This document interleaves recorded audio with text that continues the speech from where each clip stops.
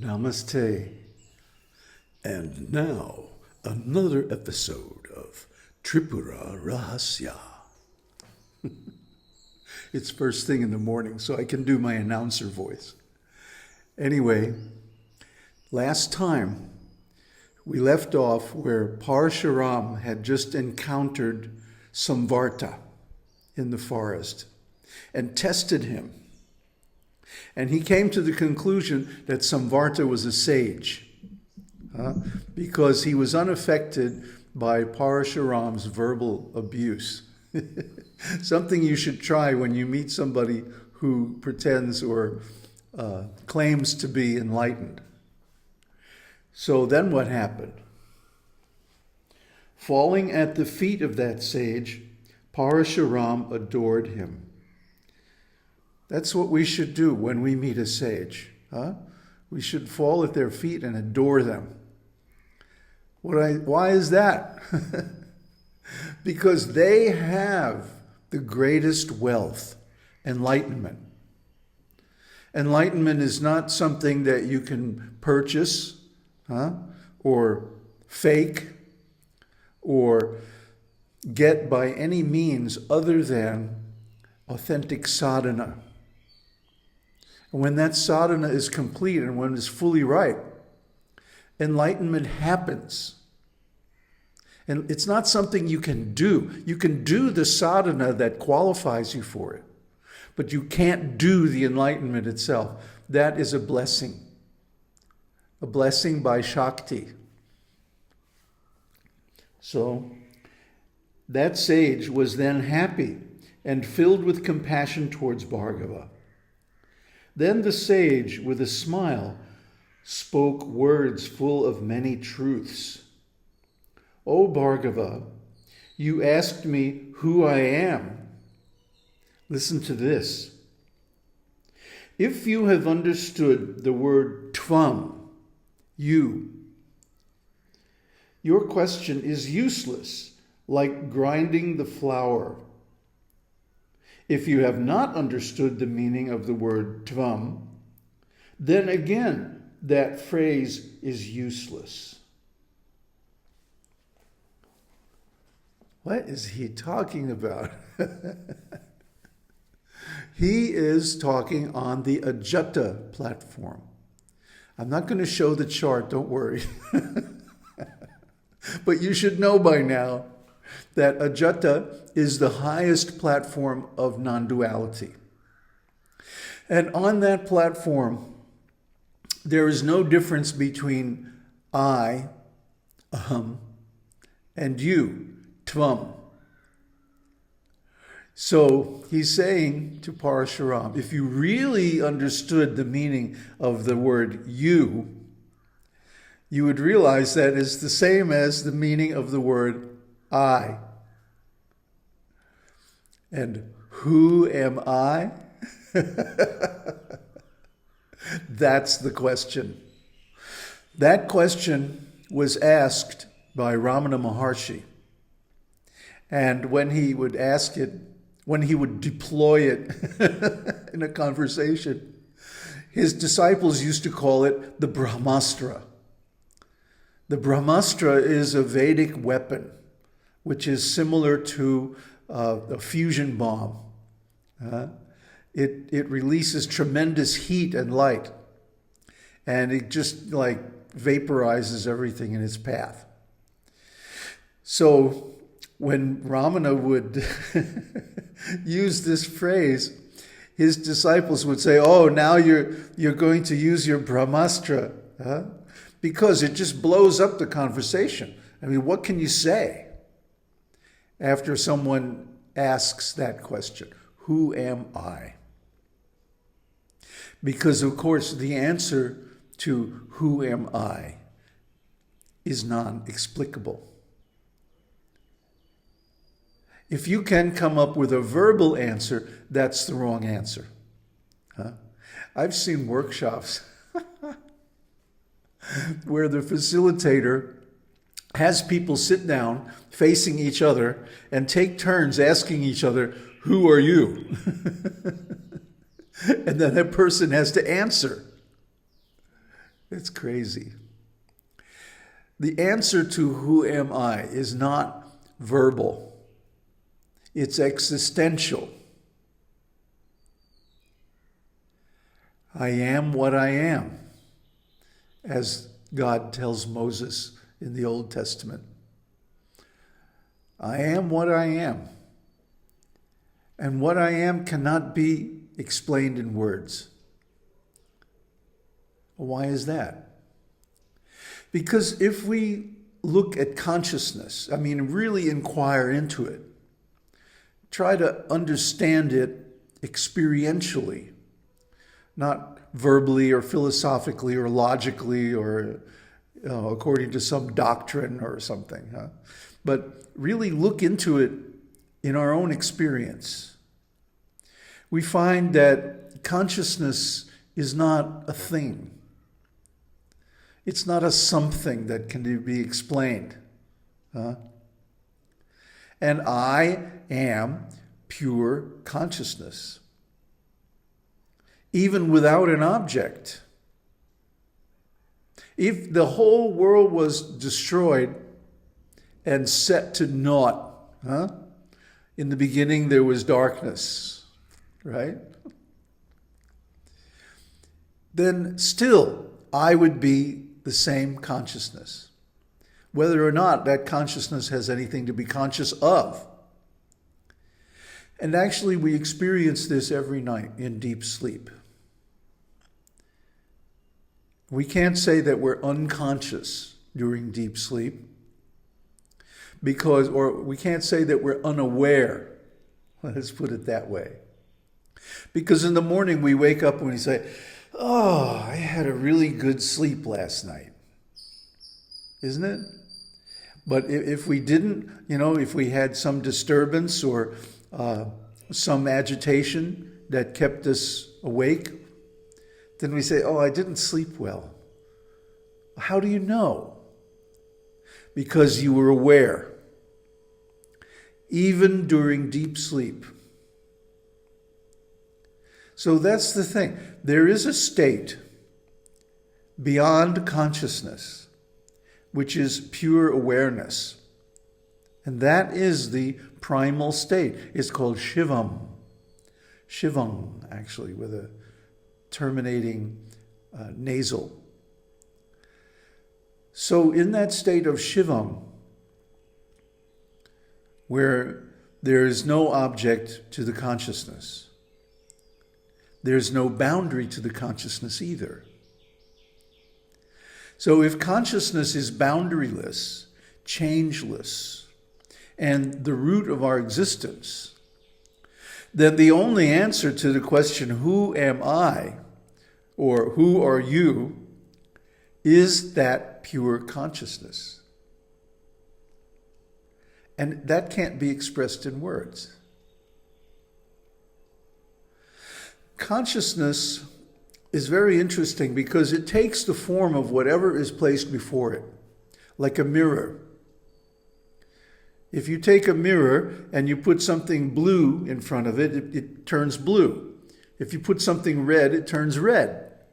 If you put something round, it reflects a round form, and so on. So a mirror is agnostic. It doesn't have any attributes of its own. It only reflects exactly what's placed in front of it. So in the same way, awareness, when it turns into consciousness by having an object, does not have any particular form or attributes of its own, but it simply reflects the form and attributes of the objects that it's aware of. This is consciousness. And this is what we are. This is who we are. So Rāmana Maharishi is really, because he's always on that ajata platform. He's not faking it. He's really there. So one time somebody asked him, how should we treat others? And Rāmana, he's very smart, He knows what you're thinking. He understands your motivation. Usually when somebody asks a question like that, they have some agenda. Maybe they felt that they were mistreated. So he goes to the authority, to the guru, and says, how should we treat others? Hoping that the guru will respond in a way to give him some ammunition. Oh, Rāmana said we should treat others with love, or we should treat others with like this or like that. But Rāmana replied, there are no others.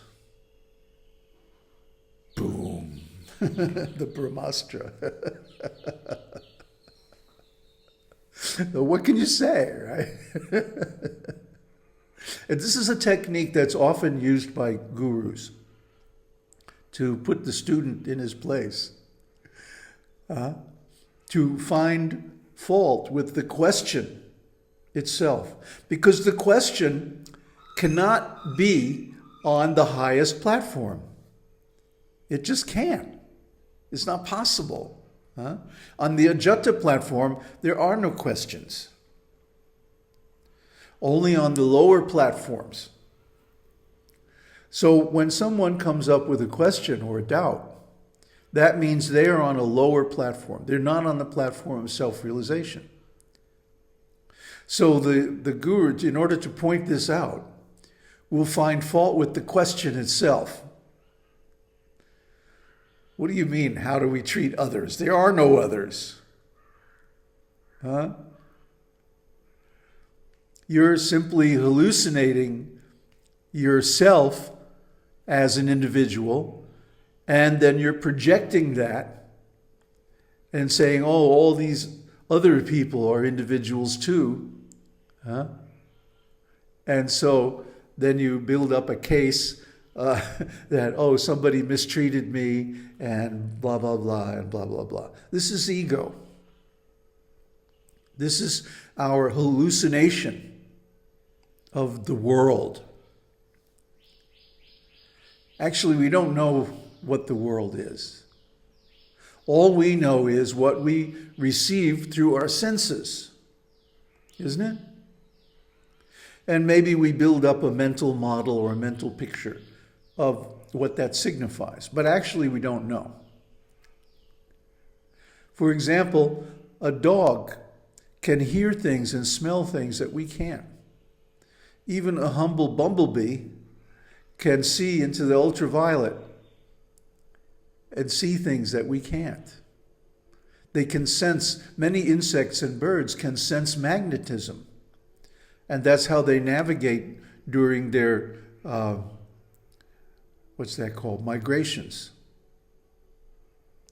So animals perceive the world differently than we do. They have different senses than we do. And similarly, higher beings, like demigods and so on, have different kind of senses, and they perceive things very differently from the way we do. When sometimes we encounter descriptions of the world from that point of view, we tend to say, oh, that's mythological. No, no. That's really how they see things from that point of view, from that body, from those senses. Because the quality of the senses is different. So in the same way, we perceive the world through the narrow bandwidth of our human senses. And we think, well, that's the way it is. Well, not really. That's the way we see it. And I've used the example many times of that my finger is like, 3 or 4 inches long. But if I move it closer to the camera, it looks really big, bigger than my head. And if I move it back, it appears really small. But does the finger actually change? No. But our senses report it as different.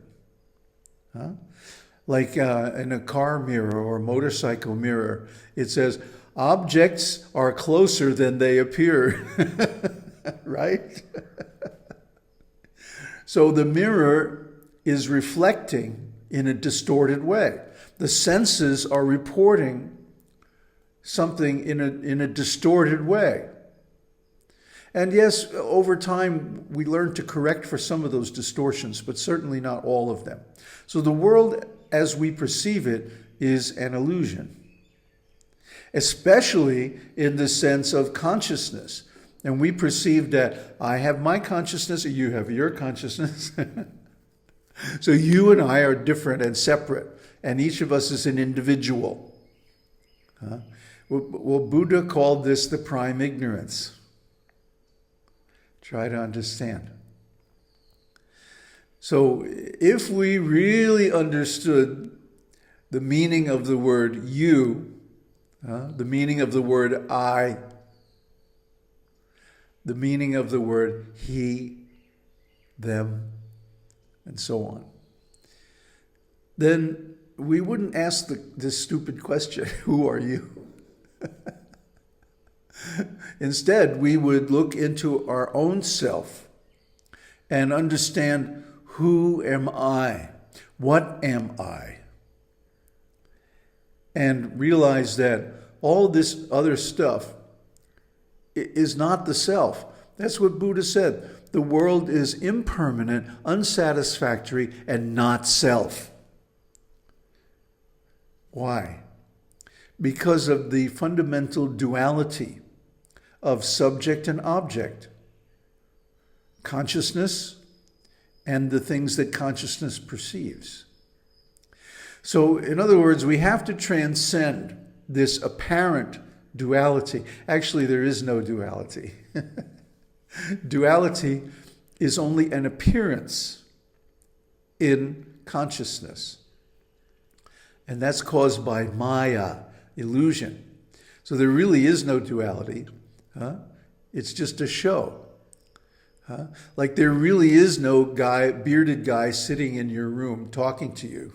It's just a video. It's just a show. So this whole world is like that. It's just a show. It's just an appearance. It's just a mirage. It's just temporary. It's unsatisfactory. It never shows you the thing you want. I remember the very first television show that I saw when I was a kid at my grandma's house. All the uncles and all these guys were up on the roof installing the antenna, and cursing for hours. And finally, they got it hooked up and turned on the television. And here was the first show. And it was about the New York City subway system. And of course, being a little kid, I was like, wow, trains. And then the show was over. The show was finished. It was only temporary. And this was very unsatisfactory. I was really upset about this. And I started, tweaking all the different knobs and everything to try to get it back. This was not appreciated by my relatives. So that TV was not self either. And this is true of everything, every experience in the world. So the real thing, the reason why we're here is to ask this question, who am I? And not just as a verbal inquiry, but as an existential quest into the real nature of being. Om Tat Sat. Om Harihi Om.